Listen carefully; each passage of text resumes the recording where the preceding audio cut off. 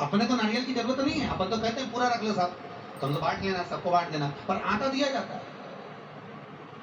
वो क्यों दिया जाता है? क्योंकि स्कंद पुराण जिसने सुनी होगी, जिस मंदिर के पुजारी ने, पंडित ने सुनी होगी, उसको मालूम होगा कि नारियल का अगर आधा भाग कोई लेकर जाता है, उसमें से तिनका मात्र, अगर नारियल का एक रुआ मात्र भी ले जाते समय कहीं झोले से नीचे गिर गया, गिरता ही है कचरा, थोड़ा भी अगर नीचे गिर गया तो ना जाने कौन जीव का कब कल्याण हो जाए। वो भाग को स्कंद भगवान के मात्र से उसको धारण कराया जाता है।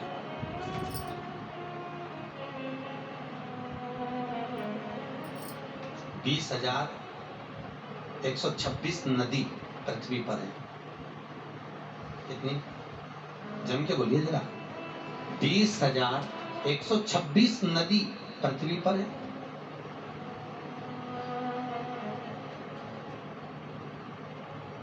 और इससे दुगने तीर्थ पृथ्वी पर है। कितने? इससे दुगने।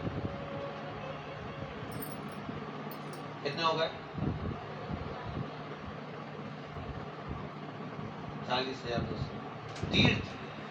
कितने तुमने घूमे?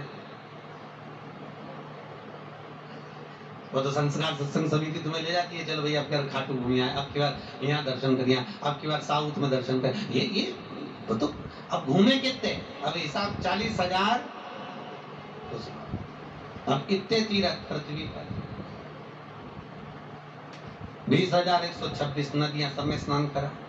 अरे बोलते जाओ, चले बिल्कुल ऐसे गुमशुदा तलाश के अंदर की तरह मत बैठो है कि किसी ने मार ठोक के बिठाया। बड़े अलमस्त बैठना चाहिए। भगवान के सामने जाओ तो भगवान को भी लगना चाहिए कि इतना मन में भले दुख हो, घर में भले मालूम पड़ा कि आते आते अपने को कोई दिक्कत हो, पर भगवान के सामने प्रसन्न रहना चाहिए। क्योंकि माता पिता के आगे, अगर एक जगह मंदिर पे लिखा हुआ था, अगर आपका मन गंदा है तो मंदिर जरूर जाओ, लिखा था। अगर आपका मन गंदा है तो मंदिर जरूर जाओ। किसी ने पूछा क्यों, तो कहा बेटा जब कीचड़ में गिरता है तो पड़ोसी साफ नहीं करता, माँ बाप ही साफ करते हैं। बच्चा जब कीचड़ में गिरता है पड़ोसी साफ नहीं करेगा, करेगा माँ बाप। इसलिए आपका अगर माना आपने कपट करा है, छल करा है, बेईमानी करी है, प्रपंच करा है, झूठ बोला, सब गंदे काम करे, पर ये मत सोचना कि मैं इतना गंदा हूं तो मंदिर कैसे जाऊं। जरूर जाओ, क्योंकि वो जगत का बाप है, वो माँ है, आपके मेल को भी वो धो देगा। इसलिए विचार करने नहीं जा सकता। तो वेद व्यास जी से पूछा लोमश ऋषि ने, आपने स्कंद पुराण में 81,000 श्लोक क्यों लिखे? सारे तीर्थों का वर्णन क्यों लिखा? सारी नदियों का वर्णन क्यों लिखा? तो लोमश बाबा ने जब पूछा तो वेद व्यास जी कहते हैं, संसार में कोई ऐसा भी होगा जिसके पास धन नहीं होगा, तीर्थ नहीं जा सकता, नदी स्नान के लिए नहीं जा सकता, तो स्कंद पुराण में जाकर बैठ जाएगा, सारे तीर्थ और नदी का भाग उसको प्राप्त हो जाएगा। पूरी पुराणों का आधिपत्य स्थापित कर कर एक पुराण का निर्माण ऐसा कर दूंगा जिसमें सारे तीर्थ, सारी नदियां, सारे तालाब, सारे सरोवर हर जगह पर। और शायद मुझे उम्मीद है, मेरी उम्मीद बता रहा हूं, कि शायद आप द्वारका गए होगे, आप रामेश्वर गए होगे। कौन कौन गया है रामेश्वर? हाथ उठाइए। सब गए हो? रामेश्वर में कुल कितने तीर्थ हैं? उत्तर दीजिए।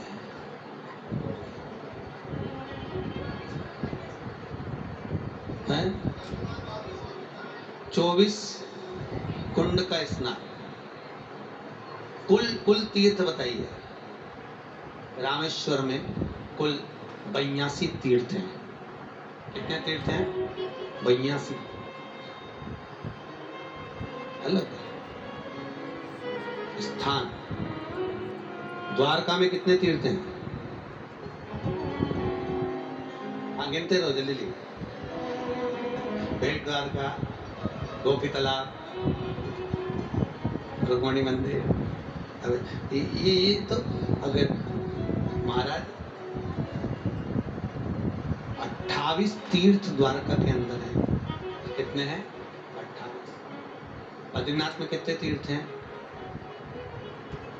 बद्रीनाथ में कितने तीर्थ हैं? कौन कौन गया बद्रीनाथ? हाथ उठाओ जल्दी से। ठंड के मारे बाहर निकले थे नहीं निकले थे? करे थे दर्शन? कितने तीर्थ हैं बद्री विशाल में? है 112 तीर्थ।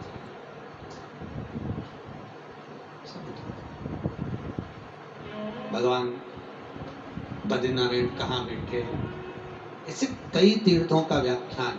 हम कहाँ जाना, हम इतने तीर्थ करने नहीं जा सकते।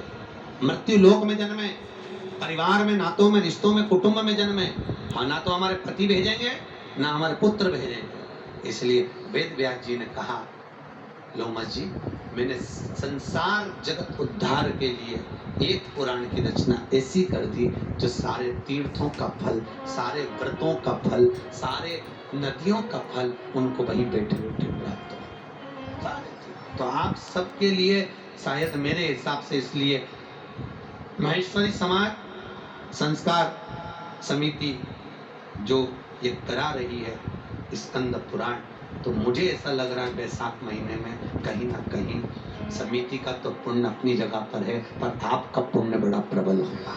आपका बहुत कुछ अच्छा मिला है, अच्छा। रोज की रोज रोटी खाने से एक आध दिन तो पूरण पोली खाने को मिले सदस्य कुछ। कभी रोज पूरण पोली भी नहीं चाहिए, कभी रोज भागवत, रामायण, गीता हर जगह सुनने पर एक आध बार बीच में ये पूरण पोली बनना चाहिए। एक आध तो उसमें एक रुचि रहती है जीवने वाले की कि भाई आनंद का अनुभव हो, हमारा कुछ अच्छा हो। और शास्त्र कह रहा है, भगवान वेदव्यास जी महाराज शास्त्र का वर्णन करते हुए जब लिखना प्रारंभ करे, उस समय पर नैमिषारण्य तीर्थ के अंतर्गत सारे संत विराजमान हैं, सब भक्ति में डूबे हुए हैं, भजन चित्त में लगे हुए हैं। और ये संतों का क्रम है कि वो जाते कहाँ हैं, ये आपका क्रम है कि आप जाते कहाँ हैं। सबके घर में काम होगा, सब व्यस्त हैं आज के जमाने में, 1 मिनट का टाइम नहीं है,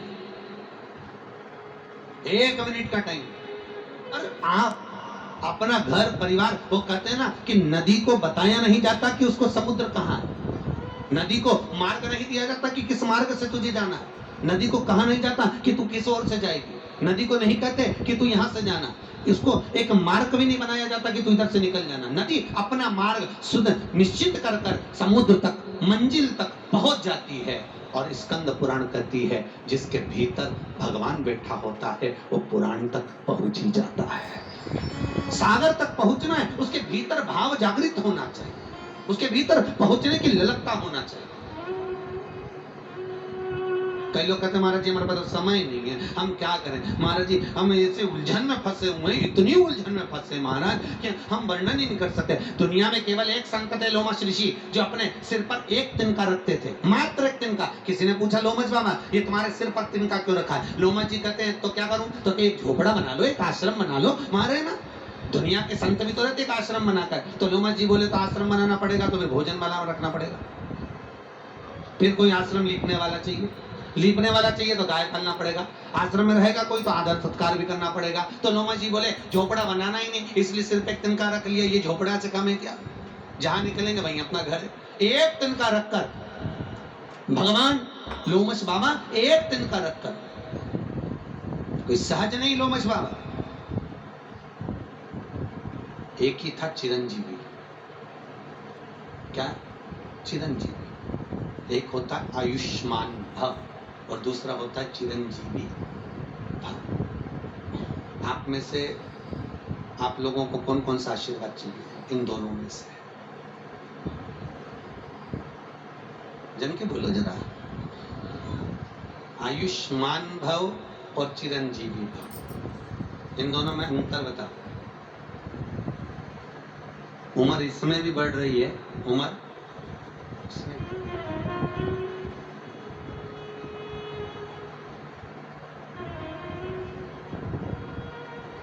मनुष्य शरीर में कितने रोम हैं? कितने? 3.5 करोड़ रोम छिद्र मनुष्य के शरीर में होते हैं। कितने? 3.5 करोड़। और लोमश बाबा पूर्व समय में एक शूद्र थे, पूर्व समय में शूद्र। माँ रोज कहती थी जा स्नान करने के लिए जाया कर। लोमश बाबा स्नान करने गए, और लोमश बाबा जब स्नान करने के लिए गए तो एक कोई शिवलिंग जल के अंदर पड़ा हुआ था। इनका पांव रखा, फिसल गया, पांव रखा, फिसल गया, फिर पांव रखा, फिर फिसल गया। लोमश बाबा ने कहा आखिर है क्या? शूद्र योनि में जन्मे थे। उन्होंने शिवलिंग को उठाया, देखा बड़ा सुंदर शिवलिंग है, पूजन करी, वन में ले जाकर स्थापित करा। अब माँ को बताए नहीं, क्योंकि माँ को बताए तो क्या अपन शूद्र योनि की ओर तो पूजन कर रहा है, तो माँ को बताया नहीं। जंगल में स्थापना कराए, जंगल में स्थापित करा। कितनी बड़ी बात है। तीर्थ के शिवलिंग से बड़ा होता है जंगल में रखा हुआ, वन में रखा हुआ शिवलिंग। तीर्थ के शिवलिंग से जो वन में रखा, जिस पर कोई पानी ना चढ़ा, उस पर 1 बूंद पानी तुम चढ़ा कर बाबा प्रसन्न हो जाते हैं। जिसको तुम्हारे आसपास में देखना, जो मंदिर में सबसे ज्यादा भीड़ लगी हो वहां मत जाना। जिस मंदिर में भगवान एकांत में बैठा अकेला, बस वहीं पहुंच जाना। थोड़ा सा लोटा लेके पानी भरकर श्रृंगार करके उनका आनंद में आ जाना, उसका फल जोड़ना है। जिस पर कोई ना, कोई कभी कभी प्रसन्नता होती है।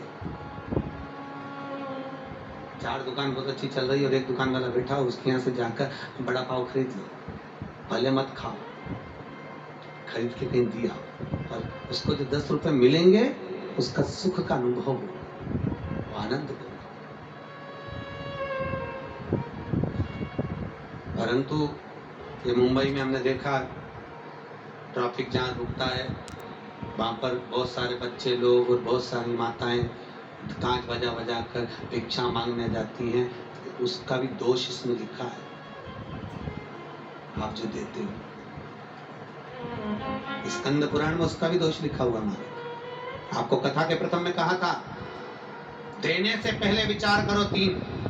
पहली लक्ष्मी, दूसरी गौ माता और तीसरी बेटी। 50 बार विचार करना कि किसको दे रहे हो। लक्ष्मी, कोई ट्रेन में आया, शर्ट उतारा, पोछा लगाया, तुमने उसको 2 रुपए निकाल कर दे दिए, 10 रुपए निकाल कर दे दिए। वो 10 रुपए लेकर गया, अगले स्टेशन पर उतरा, उसने कोई नशे की वस्तु खरीद ली, सूंघ सूंघ कर, पी पी कर, नशा कर कर कर, और मालूम पड़े उसकी उम्र थी 100 साल, मर गया 20 साल में। उसके मरने में 10 रुपया तुम्हारा लगा है, इसलिए भोगना तुमको पड़ेगा, भोगो उसके, भोगना। तुमने सहयोग करा उसके मारने में। हमारे हिंदू धर्म में एक रीति है, अदालत में क्रम है, अगर कोई किसी को प्रोत्साहित करता है सुसाइड के लिए, सबसे पहले उसी को पकड़ा जाता है। उस तरह ऊपर भी ये लिस्ट चलती है, तुमने 10 रुपए दिए और उसने आगे चलकर खा खा के गंदा पान कर करके मर गया, तो वो तो जैसा यहाँ वैसा सीधी सीधी बात।